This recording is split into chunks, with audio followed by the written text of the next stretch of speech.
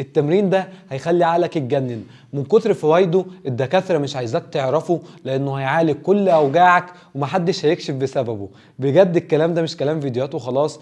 انا مستغرب ليه الناس مش بتتكلم على التمرين ده رغم انه عظيم جدا وفوائده عظيمة جدا، بدون اوزان وبدون جيم وبدون مدرب ولا اي حاجة، في ثواني معدودة ليه فائدة عظيمة جدا لظهرك ولكتفك ولقبضة ايدك وللسواعد وللكور بتاعك ولفرد ظهرك، وهيفرق معاك بشكل كبير جدا. التمرين ده وهو الديد هانج بالشكل ده كده، تمام. التمرين ده ليه فوائد عظيمه جدا. اول فايده ليه وهو انه هيفرد ظهرك، تمام.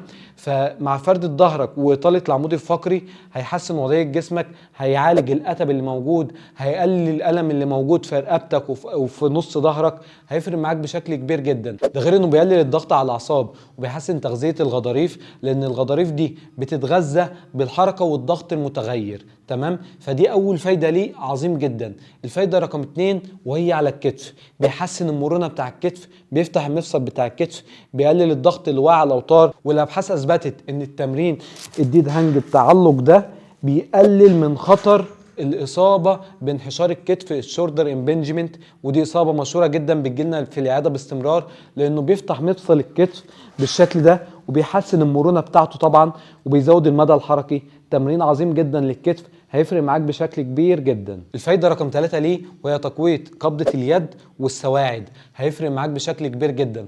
حرفيا هيفجر عضله السواعد وهيخلي قبضه الايد بتاعتك حديديه، وده هيفيدك ان هو هيقلل الاصابات بتاعتك بشكل كبير جدا، مش هيخليك تتصاب بسهوله. هيقوي طبعا عضله ايدك والقبضه بتاعتك، وأما تجرب التمرين هتحس باللي انا بقوله ده فعلا. فيخليك تفتح بطرمان بسهوله، تشيل شنط تقيله، تشتغل بايدك بشكل طبيعي جدا، وهيفرق معاك بشكل كبير جدا في تقويه الايد والسواعد. وطبعا انا مجرب التمرين ده مع مرضى كتير جدا، يعني اي مريض يجي لي بالرقبه، بوجع في الظهر، بوجع في الكتف، بنضيف له التمرين ده في الوقت المناسب ليه، بيفرق معاه بشكل كبير جدا. فجرب التمرين ده وخليه في نظامك الاسبوعي وهتدعي لي ان شاء الله. هتعمله بالطريقه دي، انك تمسك في عقله، مش لازم عقله بالشكل ده اهو، بتمسك في عقله عاديه خالص وبتفتح، ما تخليش ايدك ضيقه ولا واسعه خالص، بتفتح ايدك على مدى بتاع الكتف بتاعك، وتثبت نفسك كده وتخلي رجلك باصه للارض بالشكل ده، وتفضل ثابت كده على قد ما تقدر بالشكل ده،